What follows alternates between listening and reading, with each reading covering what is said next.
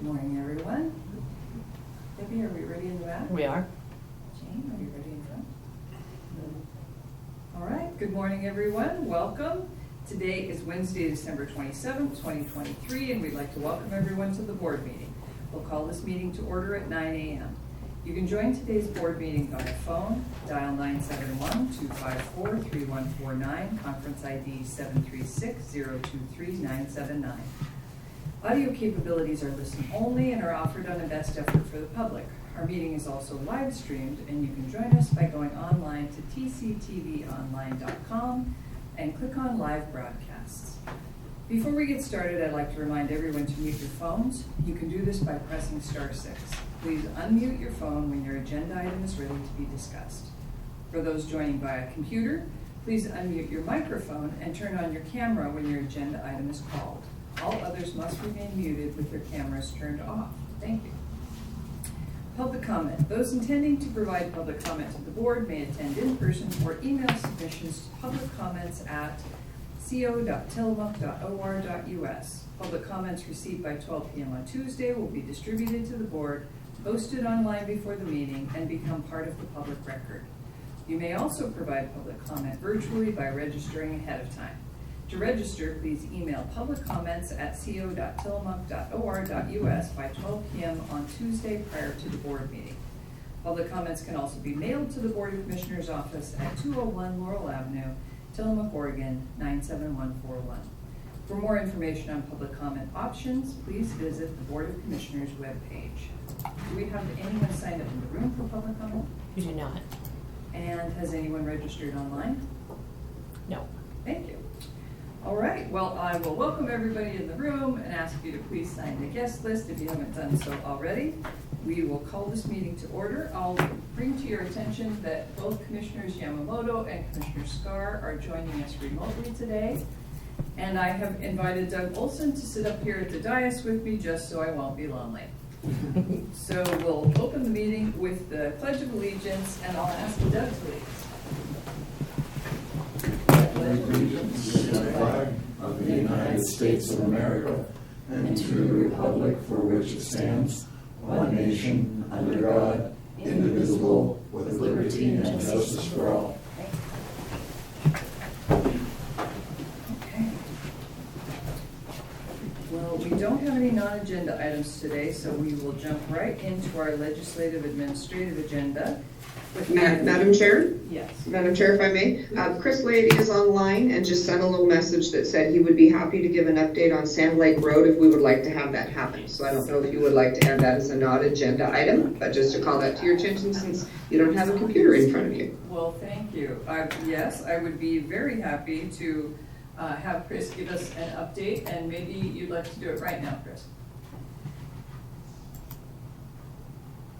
Sure. Hold on just a second here. Got a nice picture in the background. That just didn't quite work out here.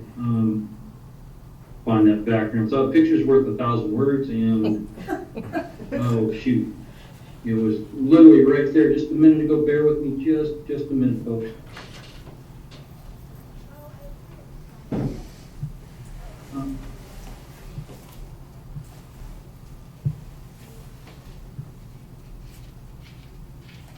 Well, I was ready to go. Obviously, I wasn't ready to go. Okay, so I had two updates for the commissioner and the public. So what you're seeing in the screen is the Big Trout Bridge. So I have two other active. So we were able to open up Miami Foley. It actually did take 10 days. So I'm glad we were able to open up Miami Foley. We have two other projects that are of significance. One is the Big Trout Bridge, which you see on your screen. This is a 9 by 89 foot long bridge. It is currently 3-ton posted. It is being supported by a large fir tree that supports it. It's active. It is the only access point to two homes. Currently working with ODOT in order to try to modify funding. It was currently funded for replacement by ODOT's paying 90% and the county paying 10%. So actively working with ODOT to try to secure funding for this. A couple scenarios that we are exploring with that. The other is the Sand Lake Road slide. This is an active slide. A lot of people are driving around that. It is something that it is closed for a reason.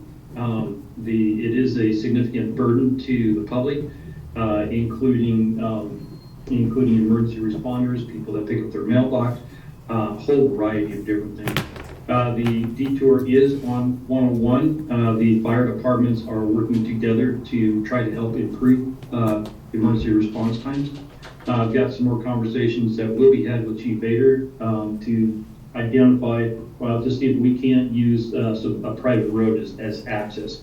Chief Vader's been talking to the local residents on which the road lies. Hopefully I'll have an answer for that. I do intend on being in Pacific City on January 2nd to discuss this project during their meeting. Commissioner soon-to-be Olson had requested that, and the answer to that is I'll be there, though. So that is currently going through an active design. It is a design-build project. Once we have the design and they know exactly what they're doing, they will submit a proposal, of which I've been actively involved with. And once we get that, then we intend to contract with them under the emergency declaration. Then that is the short one. That is anticipated to begin mid-January, hopefully sooner, with an opening of that road in mid-March. To do that, they have to have equipment on that road. So there's no other way around it. They're going to have to, no other way to do that without equipment being on that road slide. Again, it's an active slide.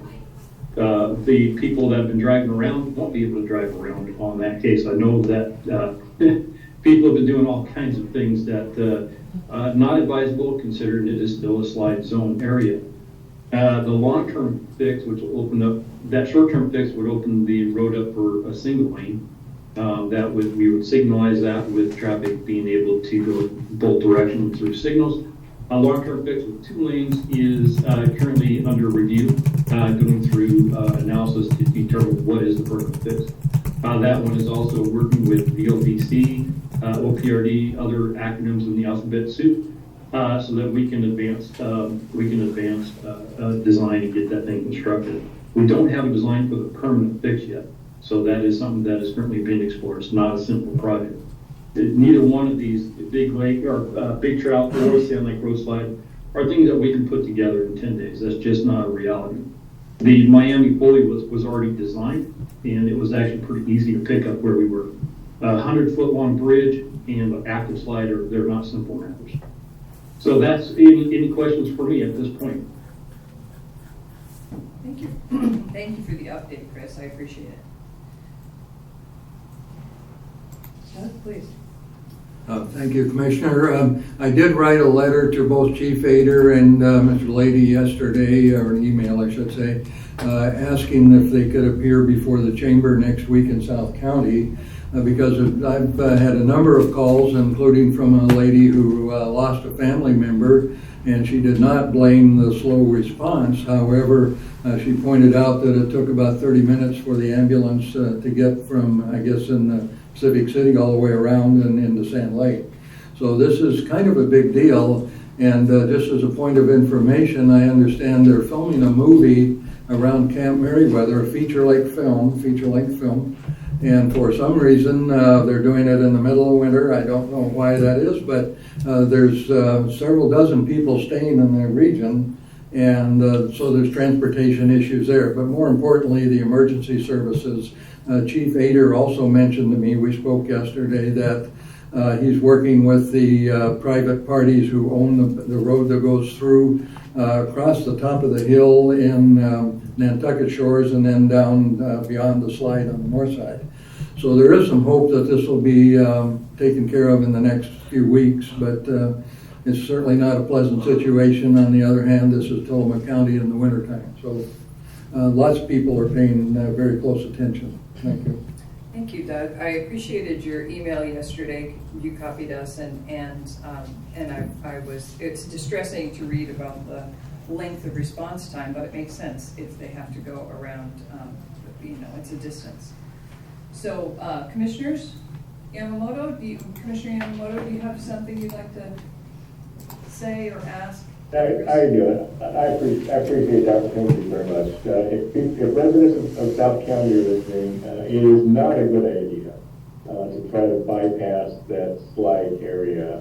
You're just gonna it's possible you can make the slide worse, which would increase the time that it might take to actually get a temporary fix in place. It's just not a good idea at all. So, Chris, I don't know if there's anything else you can do to put up more barricades or something. I don't know, but I just don't want anyone to get hurt while trying to go around that little slide area. I've seen the pictures, and it's not a good situation.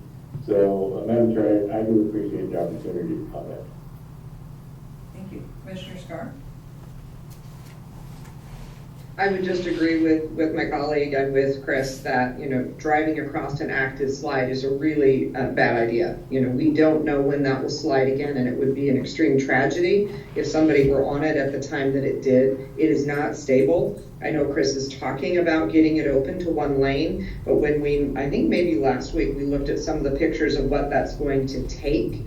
I mean, it's not just getting the signal. There's a lot of stabilization work that has to happen on that remaining lane in order for it to be safe. So I just echo what everyone has said. Please don't go around the barriers. Please don't put yourself in that position, and don't risk the fact that you could be part of the reason that we lose the one lane we have. So, we're all in this together. I realize it's extremely frustrating if you are someone that lives on one side of it and the rest of your life, your job, your mail, your groceries, everything is on the other side. Please just be patient. We're working really hard to get something open. I know Chris is on it, so please be safe. Thank you. Chris, anything else for us? No, that's it. If we continue to learn more information, if it's acceptable to the commissioners, I'd like to, basically continue to give an update at these board meetings, provided I'm able to make it and I'm not presenting. It's just an opportunity to, get it out to the public. We are posting updates on the road department's Facebook page that oftentimes gets picked up and shared by others. So the county road department's Facebook page is also good information to try to get some update on these projects as well. Thank you. We have Under-Sheriff Kelly in the room. I wonder if you could tell us what will the fine be if we discover people driving on a closed road in an active landslide? It's just about $200, so that's another, besides the danger that you're putting yourself into for the inconvenience of driving all the way around, but you are subject to a fine. And it's a pretty dangerous situation, so I hope the deputies, when they issue citations, that they catch somebody around going through that road closure. Thank you. I hope so too. Thank you. Well, you're in the right place for the next couple items. All right, we'll move on to the legislative administrative agenda. Item 5 is discussion and consideration of an order in the matter of declaring county-owned property as surplus. We are requesting to dispose of 2 vehicles that have had a long life in the county.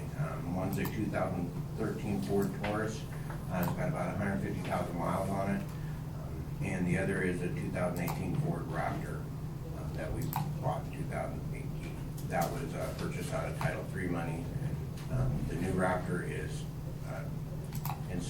all the equipment's installed and is being used for the last month or so. So we'd like to surplus those vehicles and then get them out of our parking lot. Because they were good vehicles, but they're done with their life expectancy with the county. And what's the year of the Raptor? The Raptor is 2018. The wear and tear and the abuse that a Sand Lake vehicle is 10 times what a normal patrol vehicle, and just our patrol vehicles get used up pretty hard because they can go from doing idling for an hour to pursuit speeds or being up in the woods and going off-roading. So, but the Raptor, it's starting to cost the county a lot of money on repairs. It's in the shop quite a bit, so that's why we requested the Title III money to do a new vehicle. It's always been one of our things to find the perfect vehicle that can survive in that environment, but we just can't. There's just not one that's built that can do 40 hours a week off-roading constantly. Okay. All right, thank you. Commissioners, any questions or comments? Commissioner Yamamoto? Thanks, Madam Chair. No, I think that's great. I also looked at that Ford Raptor and thought, wow, that might be a good deal. But I do understand that they get a lot of wear and tear, especially out of Sand Lake. So I'm in full support here. Thank you. Commissioner Scar?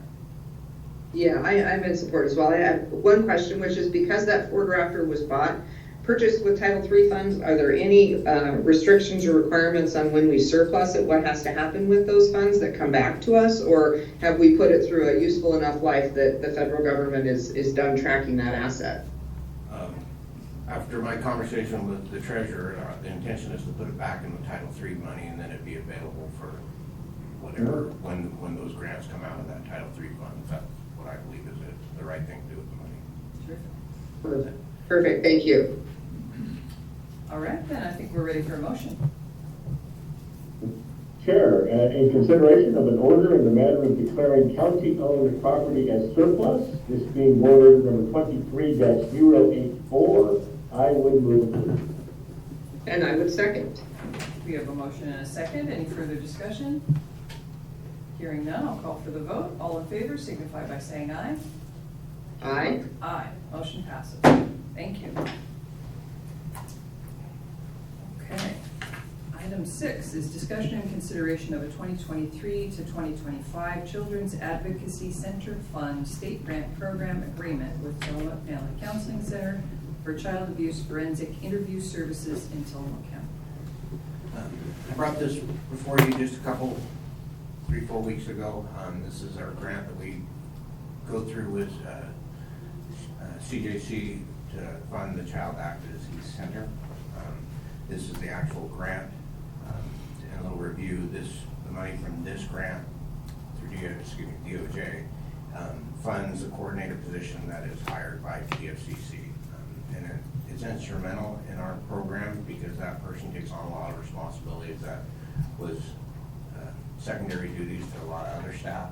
They manage the schedule, they manage the interviews that are done by the forensic interviewers for children that have to be interviewed in situations such as this interview. This is what we've talked about the last couple of times, the grant to submit to DOJ. Excuse me. Thank you. Commissioners, any questions or comments? Start with Commissioner Scarlett. Always. Okay, sorry, go ahead. Go ahead. Oh. Yeah. And yeah, when it comes to children, I mean, these are things that you just don't think happen in Tillamook County, but it is unfortunate that we do have some of these instances. Working through Tillamook Family Counseling Center is going to be great. They know how to handle these types of issues, these types of children. Again, it's not something that we like to think about, but it's something that we have to do. And so that, again, I appreciate everything you do here. It's a needed service, and I also want to thank the Family Counseling Center for their services here. Commissioner Scar.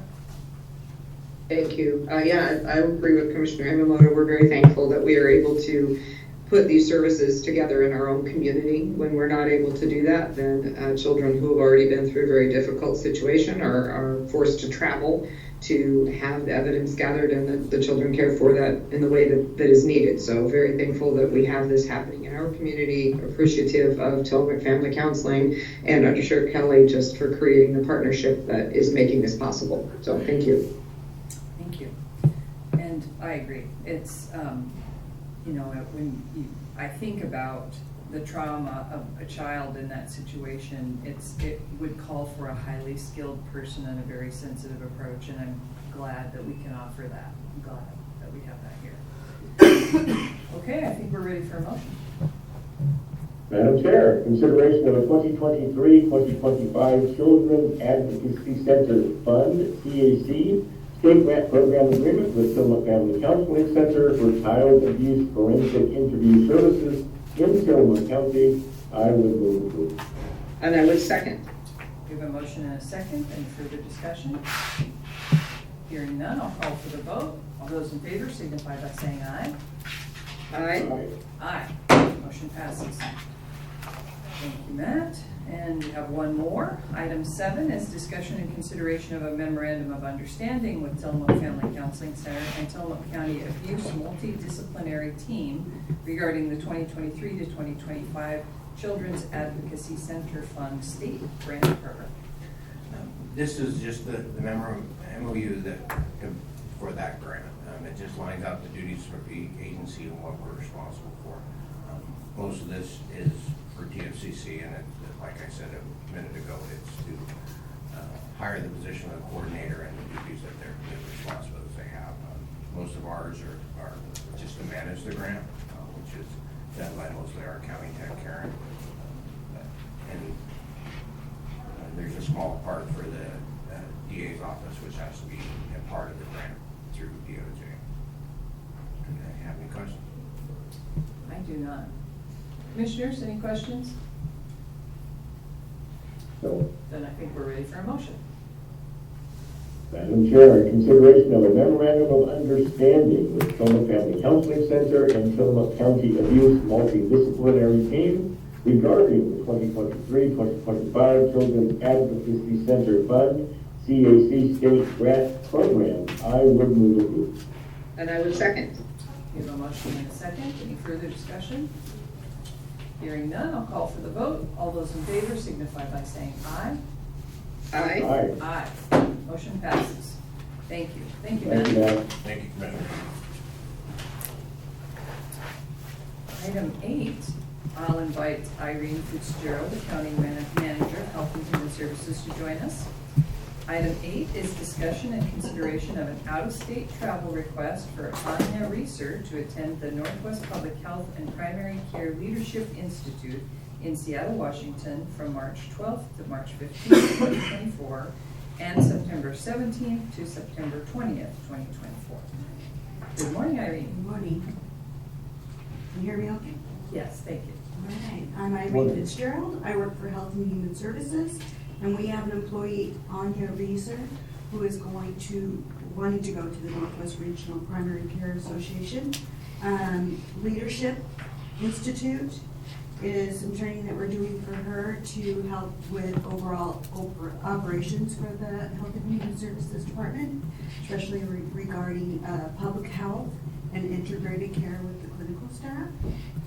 And this is Northwest Regional Primary Care Association. They help and have a lot of training related to primary care, but this is a good one because it also integrates the public health side. And we've been integrated with public health for quite some time. We're kind of ahead of the curve, I think, with public health. So it's nice to have this training available to Anya. And we'd like to have her go. Thank you. Mhm. Commissioners, questions or comments? Commissioner Yamamoto, you're at the top of our screen, so I'll just start with you. That's great, I appreciate that. Now, these types of conferences are terrific. It helps people maintain their status and meeting with others in your field. The information sharing processes of these conferences is terrific. So the public health and integrated care issues, I'm in full support here. Thank you. Commissioner Starr?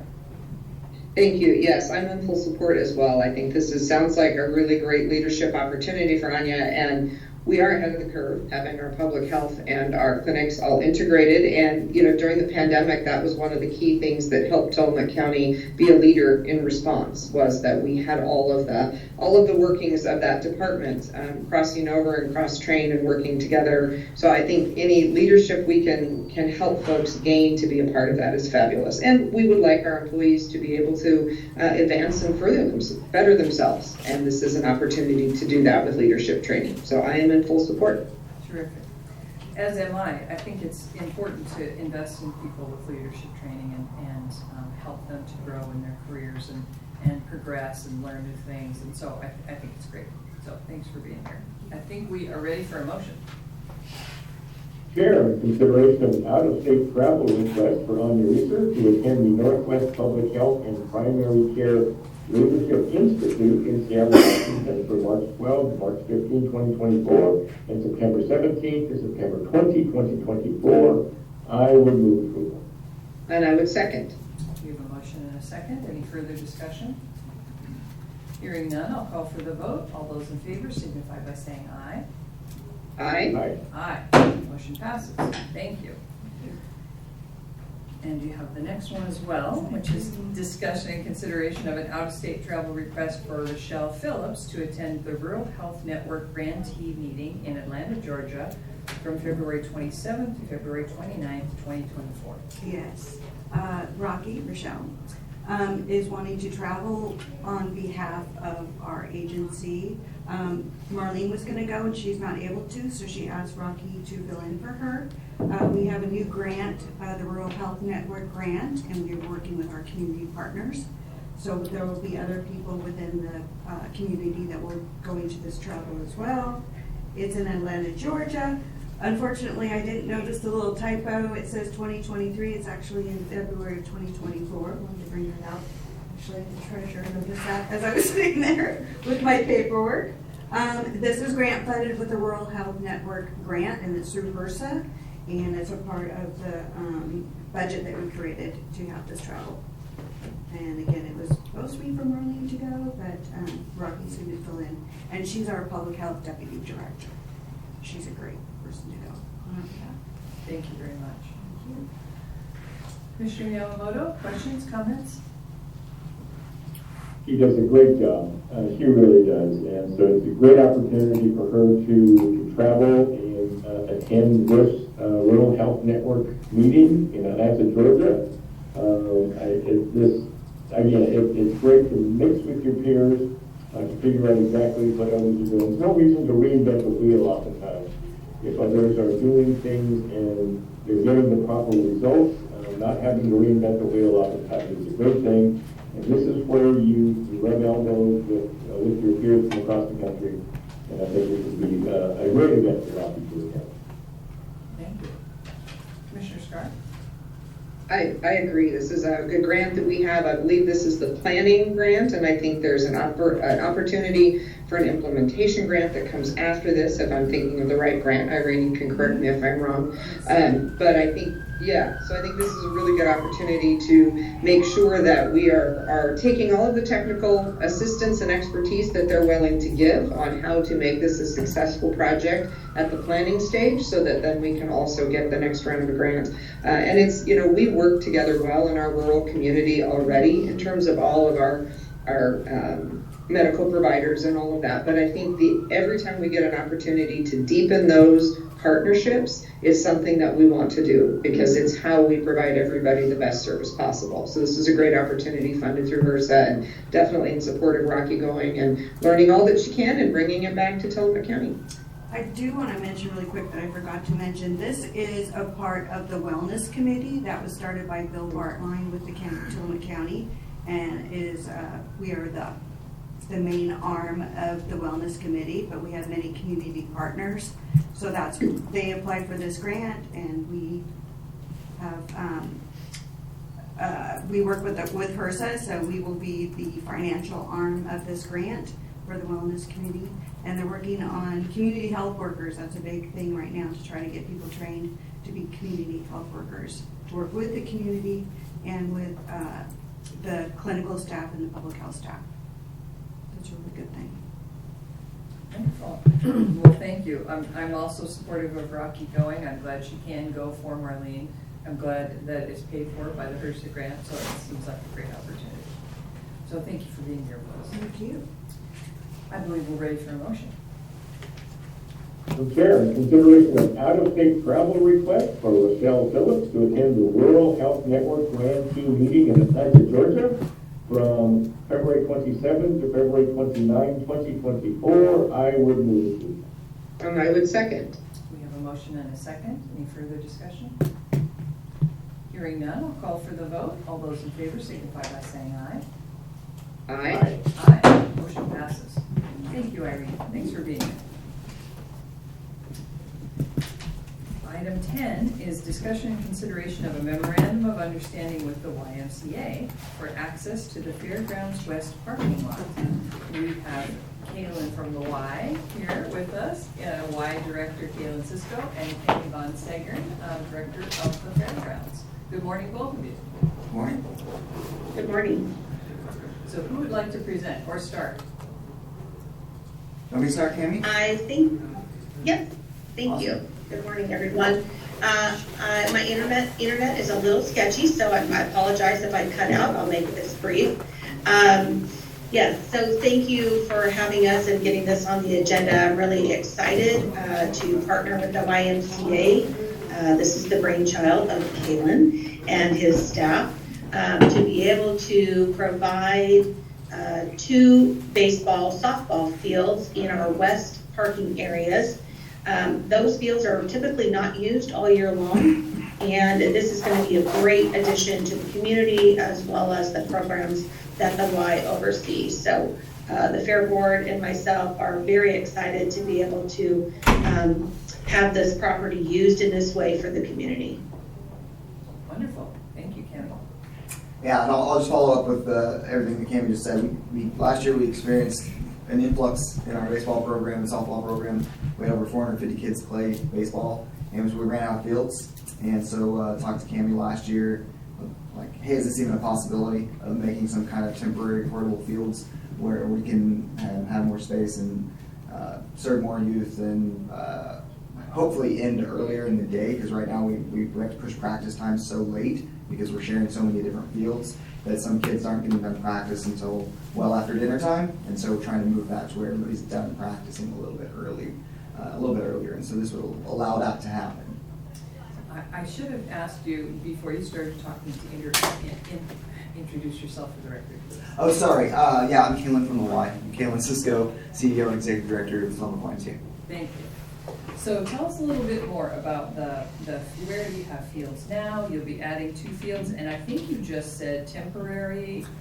Right. So currently, all of our fields are partnered with Tolman School District 9. Great partner. We're allowed to use their fields free of charge, which is fantastic. So we can help minimize the cost to our youth. And so great partnership there. We just run out of space. We use all the fields that are available.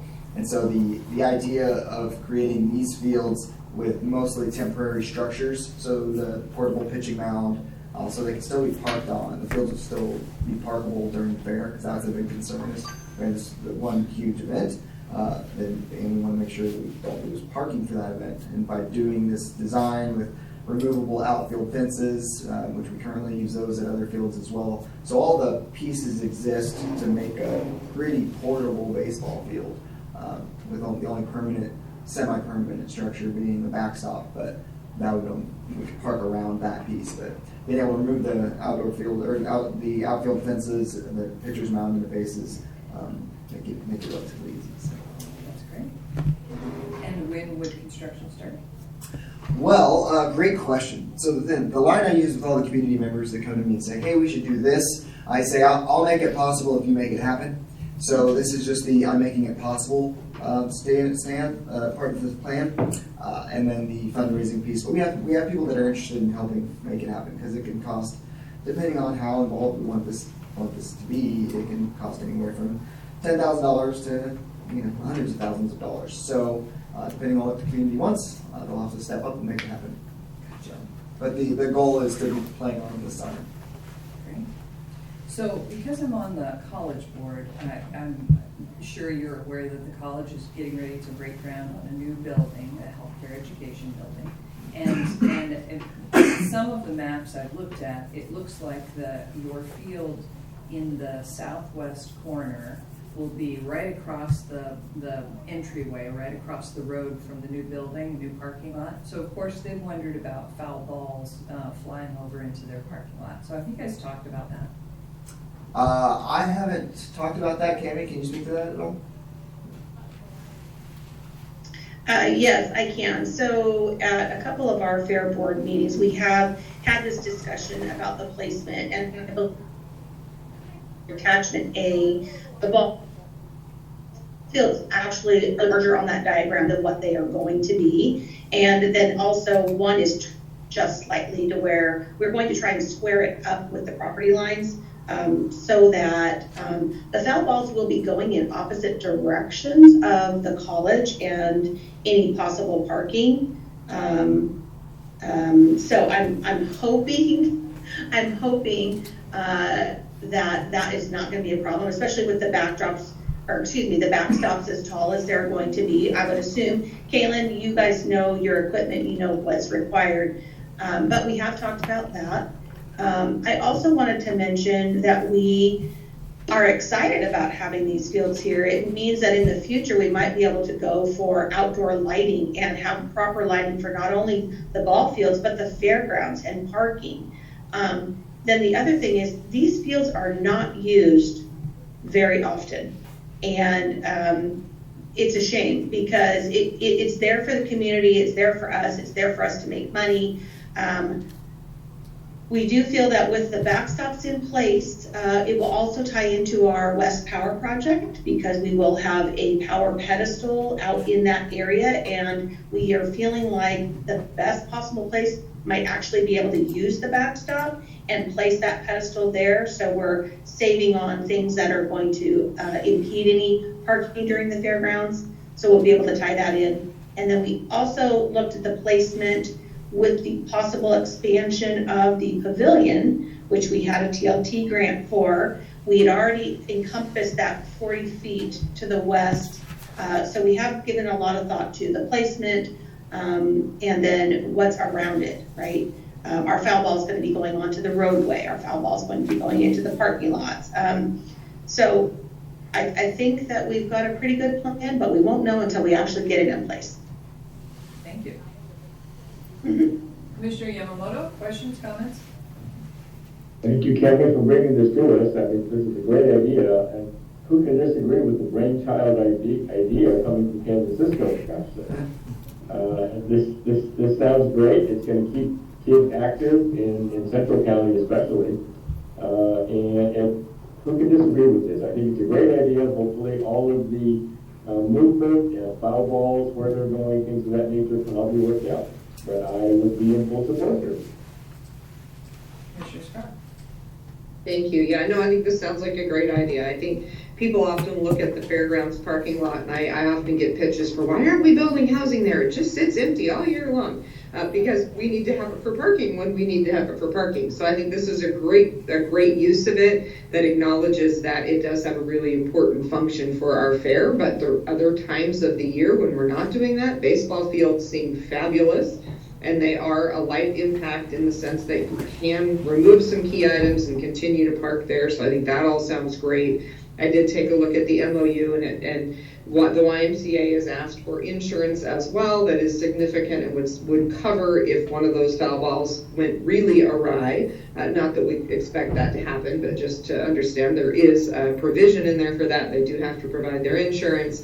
The other piece I looked at was just maintenance. You know, everybody says, well, build it and they will come and that's fabulous, but build it and we also must maintain it. So I was happy to see that there was an agreement in there with the YMCA to maintain anything that's put up, including having temporary restrooms there during the summer when they're using the field, and having to keep the trash picked up, et cetera, et cetera. So I think that there's obviously been a lot of thought put into how this will work once it comes into being. So I appreciate both the brainchild, I appreciate the work of the Fair Board and the openness of the Fair Board to work with the community to find additional uses for that great piece of property, and the YMCA's willingness to commit to not only making it happen, but maintaining it once that does. So I am in full support. Wonderful, as am I. I think it's a great use of the field space, and I'm a baseball fan. I wanted to be a baseball mom, but my son refused to play. I think little kids playing baseball is just the best. So, and I think Mr. Olson's a baseball fan also. Well, years ago, many years ago, I worked my way through college umpiring baseball. And so, and my son happens to be an umpire today, and he does youth baseball, and he's been down to Las Vegas and Phoenix and Seattle and all over the place. And I've always been of the belief if there were more baseball fields in America, we'd have a lot fewer problems than we do today. But That's just me. But so yes, this is a wonderful thing, and it's taken just the right people to make this happen. So yes, this is a great thing for Tillamook County. Great. Okay, I think we're ready for a motion. Madam Chair, in consideration of a memorandum of understanding with the YMCA for access to the Fairgrounds West parking lot, I would move approval. I would second. We have a motion and a second. Any further discussion? Hearing none, I'll call for the motion. All those in favor signify by saying aye. Aye. Aye. Motion passes. Just looking at our next item, sorry. Thank you. Thanks for being here. Thank you. Thank you, Tammy, thank you. Thank you. All right, item 11 is discussion and consideration of a prevailing wage rate contract with Jimco Electrical Contracting, Inc. for construction network workstation installation for the district attorney office remodel project. We have with us Jeff Underwood, Manager of Information Services. Good morning, Commissioners. The item before you is to get some wiring work done, badly needed throughout the courthouse. Our cabling standard is about 2 generations old, so it's time. This one just happened to dovetail really well with the DA remodel as well. This is being done separately because we're actually extending a bit further down the hall than that project. This is just the opportune time while most of the area has walls ripped out and everything. It's just a little bit easier to get a lot of that work done. Makes sense. Is that what we're hearing out in the hall right now, or do you know what that is? That's most likely the demolition of the DA's workspaces. Okay, thank you. All right, Commissioners, do we have any questions? Commissioner Yamamoto? Questions. I appreciate very much that the district attorney office remodel has begun, which is terrific. I mean, they're coming out of the dark ages, I think, back in the DA's office. But having Jimco Electrical Contracting come in and do some rewiring, and again, our wiring for the courthouse is quite old, it really is. So it's an opportune time. These walls are already coming down. So Jeff, I appreciate very much you taking the opportunity here to get some work done while other work is already going on. Commissioner Scar? Thank you. Yeah, I agree. It was one of the things that kind of shocked me. I always thought, well, computer wiring, it's that Cat10 cable or whatever. You just, put it where you need it. But recognizing and realizing that, in fact, it requires an electrician to do it because it is low voltage wiring. So if anyone's wondering why Jeff and his staff are not just pulling these wires through and making it, doing it ourselves, it actually is required under the permitting standards, I believe, to have an electrician do it because it's low voltage work. So I also appreciate that we're doing it while the walls are open, and the courthouse ultimately needs new wiring of this type throughout the building. So it will happen, I'm sure, one little piece at a time, and I'm appreciative of getting this little piece done. Thank you. Thank you. I'm supportive as well. So I think we are ready for a motion. Mr. Chair, in consideration of a prevailing wage rate contract with Jimco Electrical Contracting, Inc. for construction network workstation installation for the district attorney office remodel project, I would move approval. And I would second. We have a motion and a second. Any further discussion? Hearing none, I'll call for the vote. All those in favor signify by saying aye. Aye. Aye. Motion passes. All right. Thank you, Jeff, Jeff. Thank you, Commissioners. you have the next item as well. Item 12 is discussion and consideration of a contract for goods with CDW Government LLC for a Sophos 5-year antivirus license subscription. So this is just the renewal of our antivirus software. I had been looking at a couple other options, but the costs were just not compatible with the goals. I'd also looked at doing a 1-year, and that was going to be almost half as much as doing a 5-year. So for economic feasibility, extending it out for 5 years just makes the most sense. This is separate from the other Sophos work that we are replacing with other products, but The endpoint protection is the quality to cost. My staff are all, it's a one piece of Sophos they felt really good about keeping around, so I think it's the best economic choice for the county. Terrific, thank you. Commissioner Yamamoto? So Jeff, I take it you researched all this, and I noticed this wasn't the direction you were originally going, although you were going to keep, I believe, this antivirus license, maybe not for 5 years. But when you look at the economics of it, apparently it made sense, since the 1 year would be almost half as much as a 5-year contract. So as long as you know it's going to work, I am in full support. Yes, it's done well for us over these years, so we have a lot of faith in this product. And Commissioner Scott? Yeah, no, I appreciate that, and I appreciate looking at the economics of it. You know, they definitely give you a break if you stay for longer, and Sophos has been a good product for us. It's a well-known product, so I think it's a good choice, and I appreciate the work you've done, Jeff, to research and get price quotes and do all of that to make sure we're moving in the right direction. So I'm in support. Thank you. I also appreciate your research, and I know you've looked at this carefully and explored other options, and I trust your judgment if this is the best solution for our needs and certainly the most price effective, so thank you. All right, Commissioners, I think we're ready for a motion. Madam Chair, in consideration of a contract for goods with CDW Government LLC for a Sophos 5-year antivirus license subscription, I would move approval. And I would second. We have a motion and a second. Any further discussion? Hearing none, I'll call for the vote. All in favor signify by saying aye. Aye. Aye. Motion passes. Thank you, Jen. Thank you very much. Thanks for being with us. Yeah. All right. Item 13 is discussion and consideration of an order in the matter of the appointment of a budget officer for Tillamook County for fiscal year 24 to 25. And with us, we have Sean Blanchard, Tillamook County Treasurer. Good morning. Good morning, Commissioner Bell. Good morning, Commissioners. Yes, before you is the order to appoint me as the budget officer for fiscal year 2024-2025. Budget season is quickly approaching, and so paperwork and information will be sent out to department heads later. Just a formality that is required by the state. Well, thank you. We're lucky to have you in that role. Sometimes. Commissioners, Commissioner Yamamoto? I would concur with Commissioner Bell. Sean, you've done a great job over the years. It is amazing how quickly we do this every year, and it takes us almost half of the year to get through it all. So by the time you finish one, you're getting ready to start the other. I don't know how you do it all, Sean. I really don't, but I'm in full support here. Thank you. Commissioner Scar?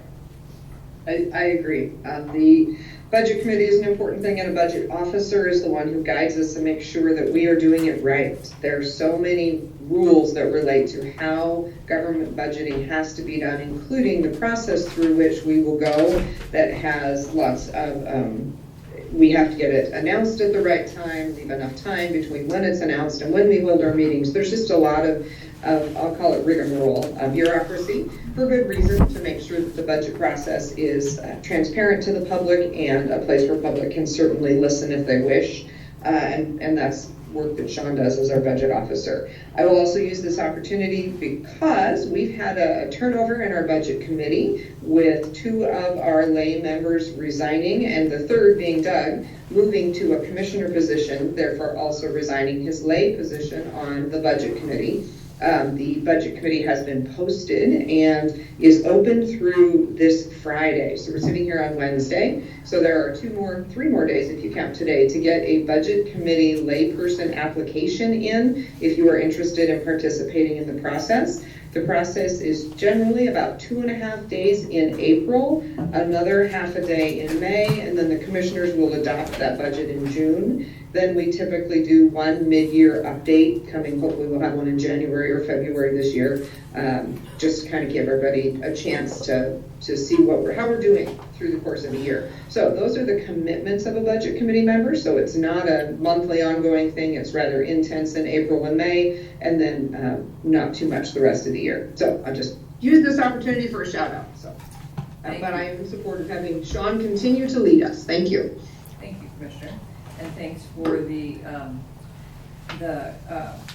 call to action for community budget committee members. All right, I think we are ready for a motion.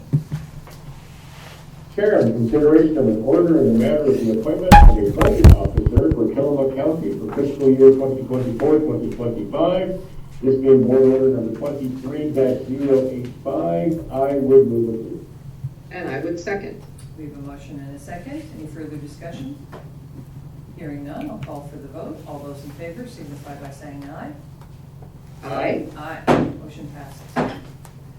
Thank you, Sean. And you have the next couple. Item 14, discussion and consideration of an order in the matter of the appointment of the 4-H and Extension Service District Budget Officer. Again, this is for fiscal year 24-25.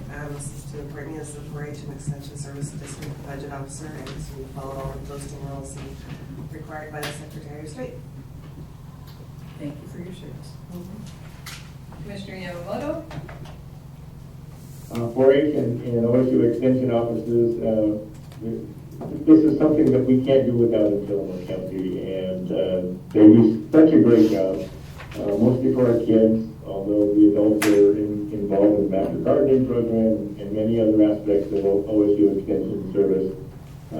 Great partnership we have with Tillamook County and OSU Extension, so I am in complete support, and Sean's going to do a great job as always. Commissioner Scar?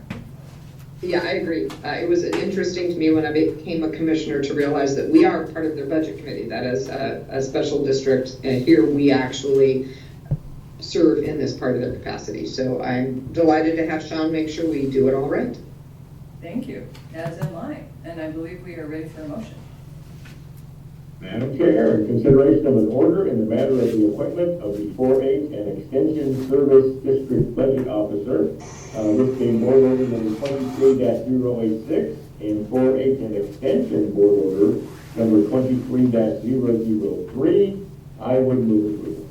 I would second. We have a motion and a second. Any further discussion?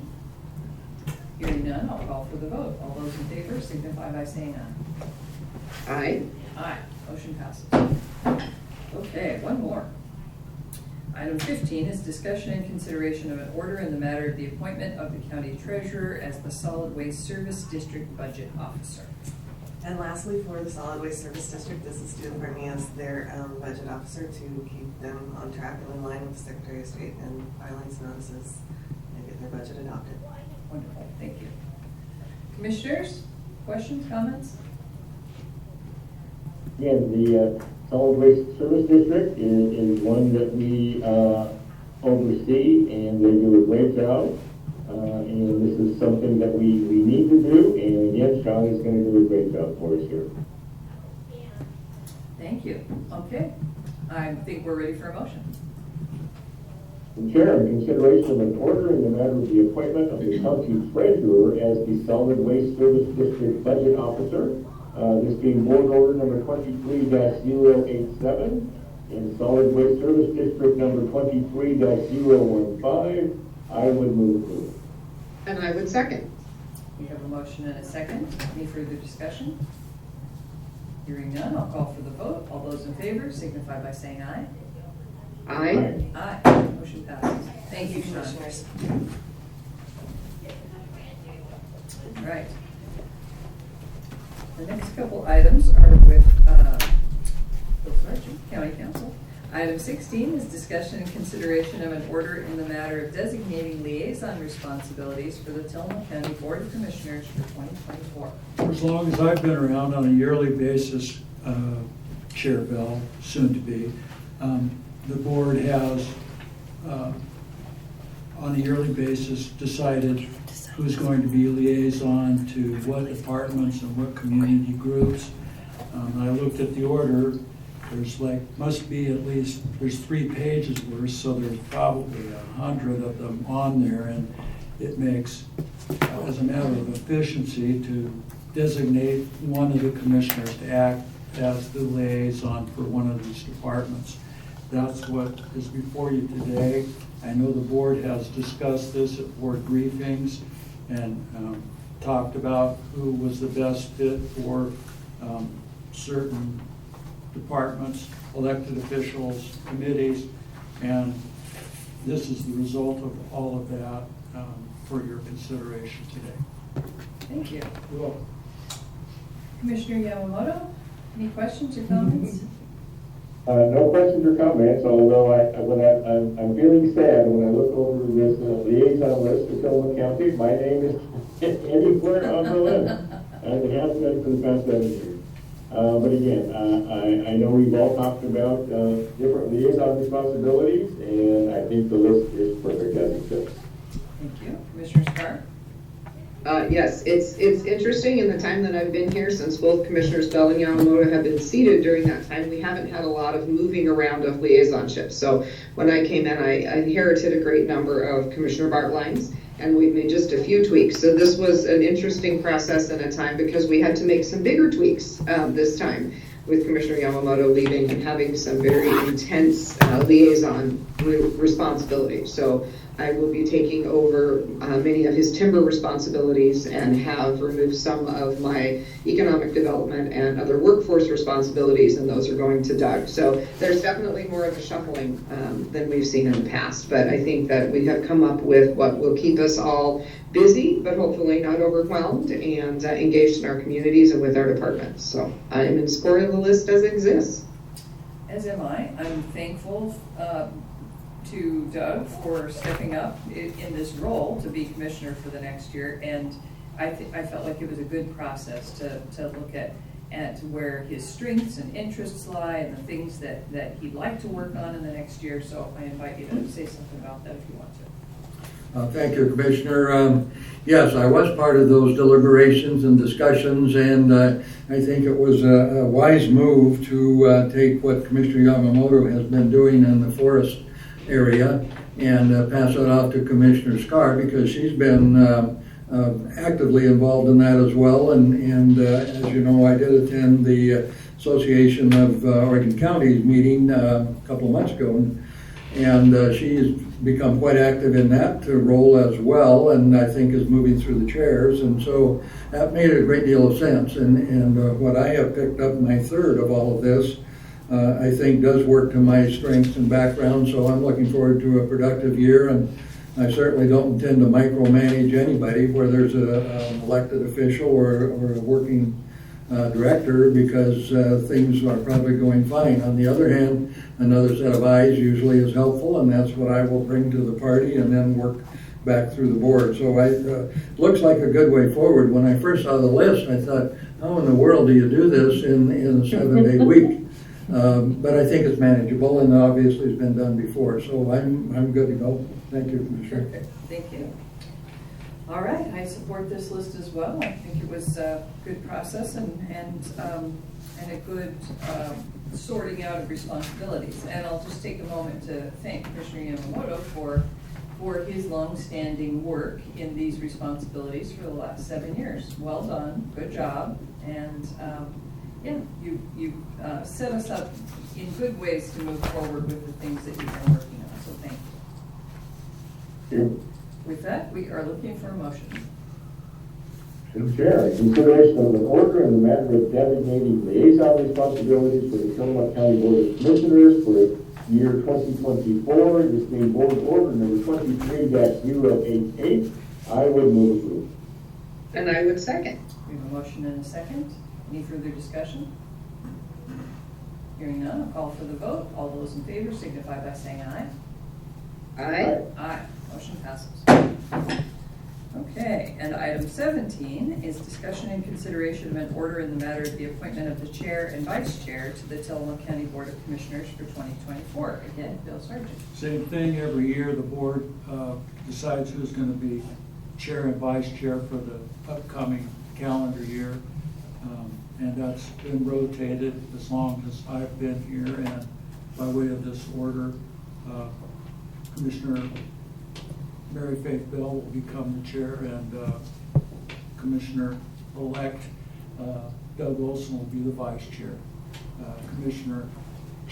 Current chair Scar has done an admirable job, and she's going to go down to the bottom of the list, I guess, is a way of saying it. And that's the way it's been for as long as I've been around, and this continues that tradition, which works well, that everybody gets a chance to operate as the chair, and with the chair comes certain responsibilities that you will now inherit, Commissioner Mary Faith Bell.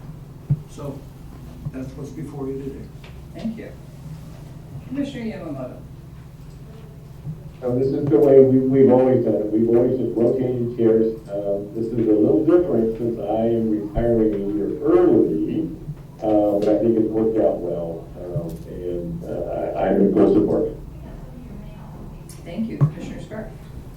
Yeah, I agree. I think one of the things that is a little bit unique about our board from across the state and talking with other commissioners is that we do not elect our chair among the board. We actually rotate it, and everybody has the opportunity to have that responsibility. And we also have a sort of a system by which the board member who is not either the chair or vice chair typically reads our motions, the vice chair seconds them. We just kind of have some really nice procedural flow, I think, on our board, and I appreciate that after talking with commissioners across the state who don't necessarily have just a set structure that way. So I look forward to that, and I look forward to not being the chair wasn't wonderful. I think my least favorite part was deciding if weather was worthy of closing the county. So Commissioner Bell, of all the things that I hand off to you, the one I am happiest to hand off is it dangerous enough to close county offices? So thank you for being ready to step in and take that one on.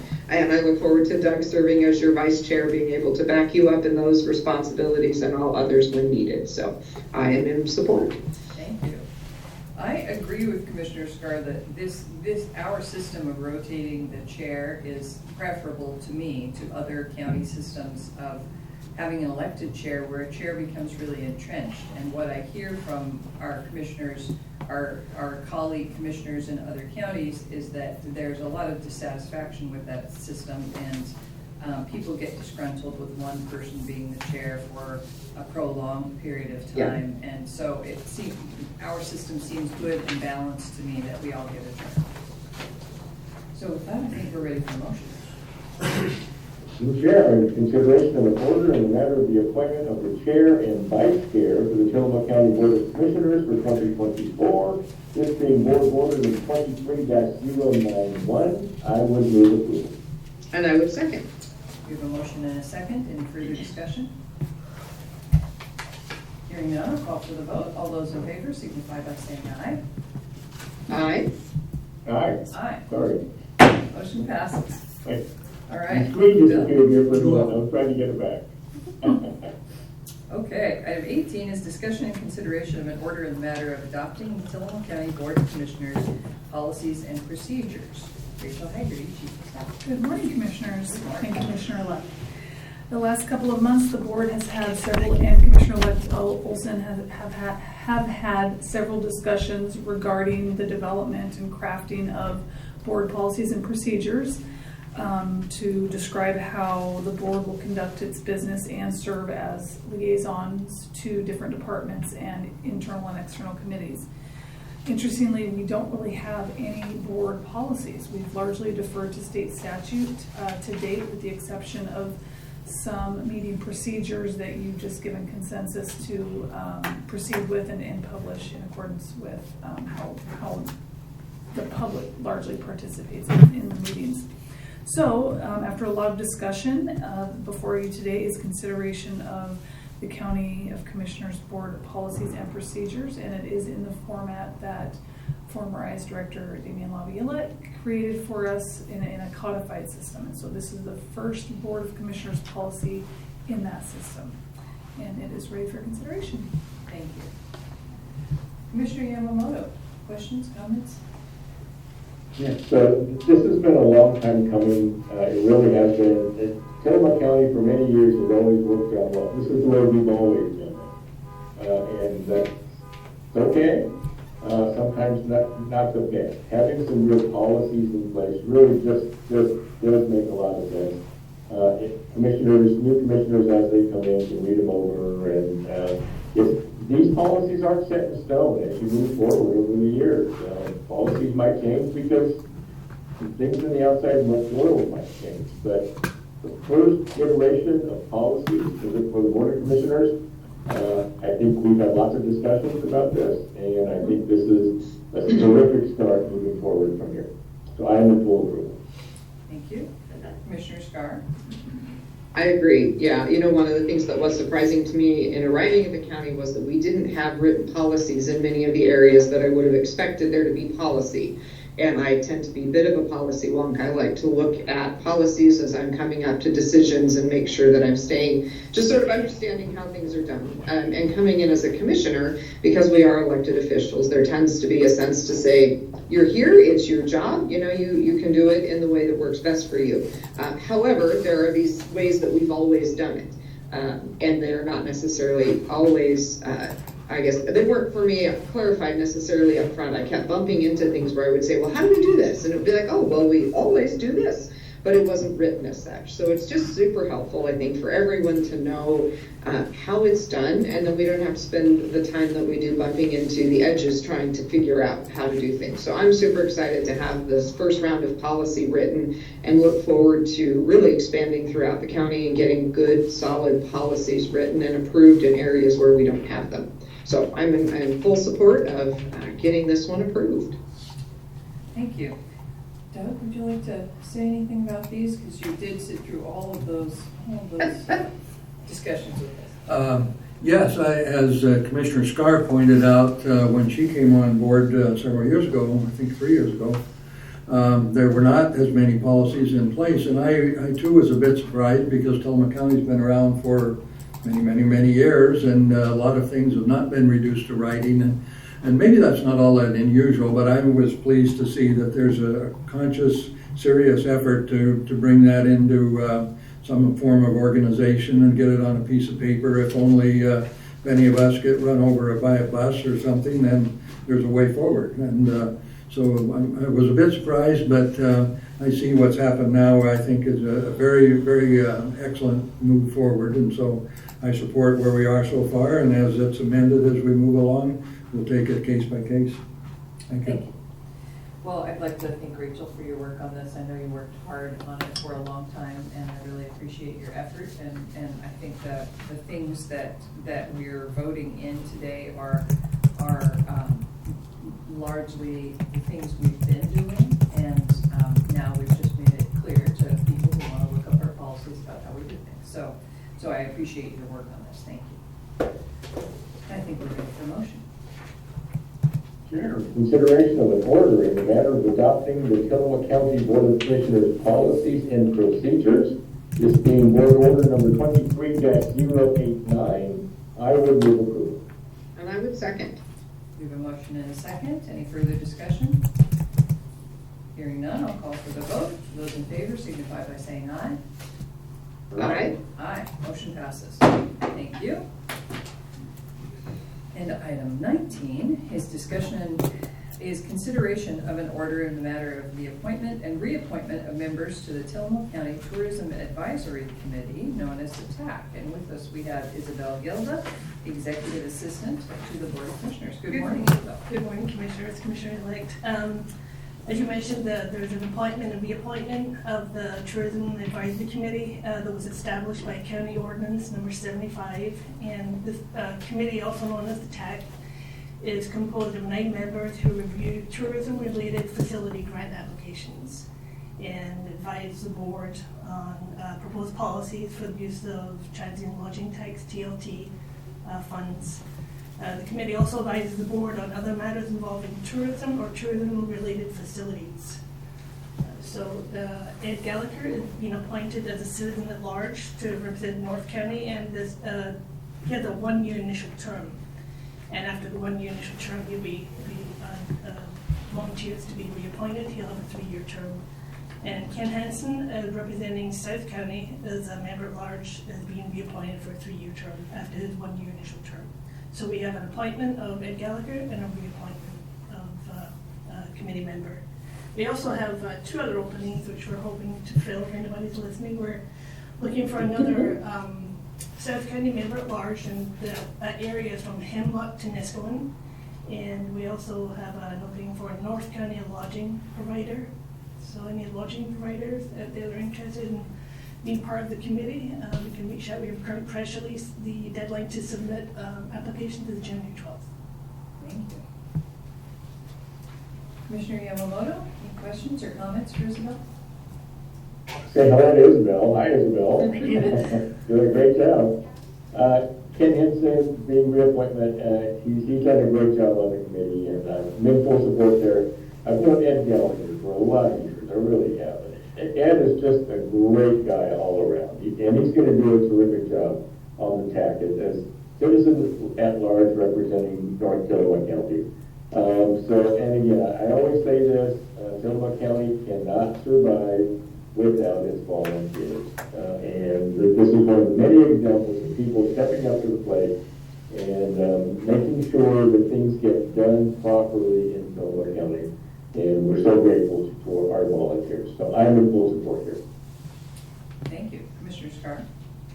Yeah, I agree with Commissioner Yamamoto. I think that our volunteers are definitely just key to what we do. You know, government is of the people, by the people, for the people, right? And a lot of our volunteer committees are how we make sure we are hearing from our community and that input is available. And in this particular group, we've made sure that there's regional input available with North County, Central County, and South County at-large members, and then of course those from specific industries such as the lodging provider that we're looking for in North. And it's just a really important committee. The transient lodging tax is a significant chunk of funding, and we really want to make sure that the grants that we are giving out are ones that our community feels like are the right grants, and that's a huge piece of what this committee does. So I'm pleased to appoint Ed Gallagher. Ed also serves on our Housing Commission, and I've had the opportunity to work alongside him, and he is excellent. I know he will do a fabulous job on this committee, and of course Ken already has, and we're happy to reappoint him. So I am in full support. Thank you. As am I. I think that I'm grateful for Ken's longstanding service on the committee, and grateful that Ed's willing to serve, and grateful for the folks who applied. And I'm also hopeful that we'll have someone from South County and a lodging provider from North County apply. It's a really dynamic, interesting committee to serve on.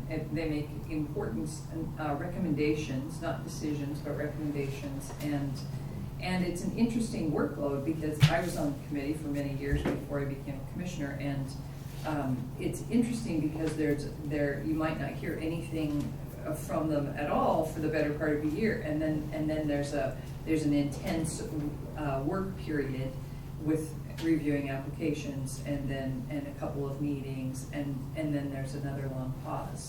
So it isn't a huge commitment of time, but when you get that bag full of applications, there's a commitment of time there. But it's very, very interesting. It's inspiring to see people's ideas about the things they'd like to accomplish with the tourism dollars, and to see the community projects come to fruition, that you've reviewed those applications. So it really is very rewarding, and I hope some people will apply. I think it's also helpful for the community to see the projects that come from the TLT funds that are collected, to see them physically in person. I totally agree. All right, thank you. Thank you for leading this process. I think we're ready for a motion. Madam Chair, in consideration of an order in the matter of the appointment and reappointment of members to the Tillamook County Tourism Advisory Committee, the TAC, this being board order number 23-090, I would move approve. I would second. We have a motion and a second. Any further discussion? Hearing none, I'll call for the vote. All those in favor signify by saying aye. Aye. Aye. Aye. Motion passed. Thank you as well. All right, we have come to the part of our agenda that is board concerns. Commissioner Yamamoto, we've reserved 20 minutes for you to give a farewell speech. here for that. I'll take 20 seconds. This is kind of a bittersweet moment for me. This is my last Board of Commissioners meeting as commissioner. I'm going to miss it a lot. I'm going to miss the people most of all.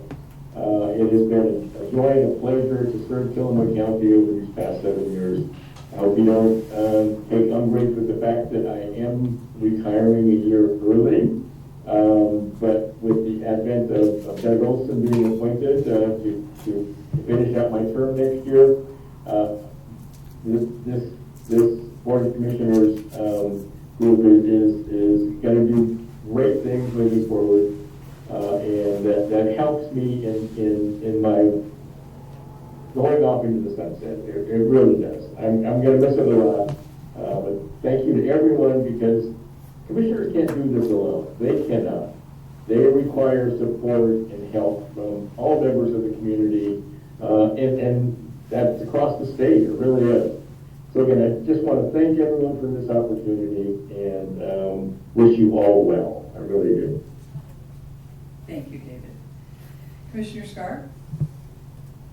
I would just like to wish David well. It has been a pleasure and honor to serve alongside you. You have really done so much for our community. You have served with a level of professionalism that is something to be envied and something for me to strive for. I appreciate the example that you have set. I appreciate the work you have done in our community and for our community at the state level and at the national level. You know, our Board of Commissioners has always sort of had one commissioner that steps up to that call and really spends time advocating for us outside of our community. And you have been that person. And I know that that takes a lot of work. It takes a lot of relationship building at the state and federal level to be in a position where Tillamook County's voice is not only heard, but is heard and respected and responded to. And I really feel like you have done that for us. And I appreciate the path that you've paved. And I look forward to trying to follow to some degree in your footsteps and keep Tillamook's voice heard at those higher levels, because I think it is important. So again, I thank you for what you've done. I thank you for how you have served our community, and you will be missed. Thank you for the kind words. Yes, thank you, Commissioner. Well, I've known Commissioner Yamamoto at least as long or maybe longer than some of you. I'm going to say somewhere around 20 years, and in this meeting he's Commissioner Yamamoto, but the truth is he's really just David, and he's a wonderful human being, and you know, he's not a very big individual. He's not much taller than I am. I might even be taller than he is, and I think his shoes are relatively small, but the fact is he's leaving some really, really big shoes here to fill, and I will do my level best to fill them. And so we've worked on a lot of things together over the years. I remember he was awarded Volunteer of the Year at our chamber in South Tillamook County some years back, and that's the way he came into Tillamook County. He, as soon as he saw where there was a need and where he could be useful, he stepped up, volunteered, and he's been at it ever since. The last 7 years, he found a position where they'd pay him for what he did. But David, I just wish you the best of all. I wish you good health and happiness, and I also have your phone number, so there'll be a time or two when I expect to call you and seek your counsel on one matter or another. So with that, I just wish you, Commissioner and David, all the very best, because you've earned it. Thank you, Doug. And I'm always open to phone calls from you. You're going to do a great job filling my shoes. I appreciate you stepping up also. I do. Thank you. I'm going to invite other people in the room and online to who would like to say something to Commissioner Yamamoto to do so, starting with Bill. I'd be happy to. Commissioner Bill referred to you earlier literally as top screen. Figuratively, David, having worked with I don't know how many commissioners over the years, figuratively you've been top screen. You really have been. It's been a joy to work with you. I know that you're soon going to be off screen, but the decisions that you made that I had some hand in occasionally will be positive influences on Tillamook County, the constituents that you serve so well. You're going off into the sunset, as you said, but you have left a good legacy here. You really have. So it's been my pleasure, David. Thank you for that, Bill. I do appreciate that.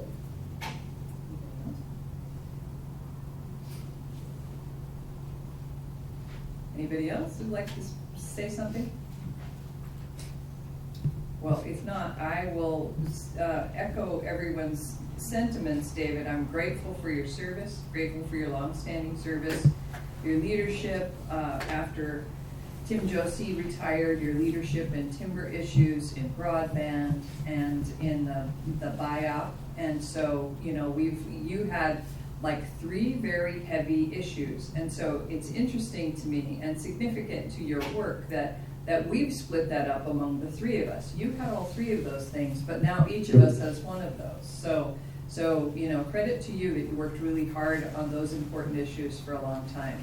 And when I got to know you, you were, or when I became aware of you, you were running for commissioner, and it was inspiring to me to see that you had set a goal for public service a long time before you were elected. And so you just kept working toward it. You knew what you wanted. You set your sights on the goal of this office and achieved it. And so it was inspiring to me to watch you from a distance long before I actually knew you. And that contributed to my decision to run for commissioner, having observed you working toward that. So it's, you know, we're all role modeling for each other all the time. And you've been a good role model for a lot of us for a long time. So congratulations on your well-deserved retirement. And I'm pleased for you. I'm pleased for your wife, for Terry, that she gets your full attention now, and you guys can do the things you've been planning to do for years. So be well. I hope you are healthy and happy and just have a fabulous retirement. And thank you. Thank you very much for the kind thoughts. I really do appreciate them. Again, this has been the love of my life, and I'm gonna miss it. I really will. Okay. Well, with that, I will announce our board announcements. Oh, I'll ask, do you have any other additional board concerns? Anything else we need to say? All right. So next week you will be Commissioner Olson. So thank you for joining me at the dais today. The swearing-in ceremony is the 2nd, Tuesday the 2nd at 8:30. Is that right? Is the old calendar? 8:15 I was told, okay. So I'll get up a little earlier that morning. I'll clean up and put on a tie and look like I belong here. Wonderful. Okay. Well, here are our announcements. There's no board briefing today. Wednesday, December 27th, board briefing. The Board of Commissioners Office is excited to announce the December 29, 2023 launch of the Commissioner's new agenda and meeting management system, Civic Clerk. Civic Clerk is an online platform that streamlines meeting workflow, creating, managing, and archiving agendas, minutes, and audio-video. We will have a new meeting webpage on the Commissioner's site that will function as a portal where all meeting information is easily searchable and accessible. Throughout January, a shortcut on the county's homepage at tillamookcounty.gov will aid in navigating to the new meeting webpage. Our meetings will continue to be live streamed, and starting December 29, you can join us by going online to tillamookcounty.gov/voccc/page/meetings-agendas-minutes. The teleconference number is 1-971-254-3149, conference ID 866-914-607, and you can find that on our website, of course. New Year's Day is an observed holiday for Tillamook County. All county offices in the courthouse will be closed on Monday, January 1st, 2024. In addition, the Tillamook County Library, administrative offices in the Jail and Justice Facility, Public Works Department, Community Development Department, Surveyor's Office, and Health and Human Services Department and clinics will be closed. The State Circuit Court, located in Tillamook County Courthouse, will also be closed on Monday, January 1st, 2024.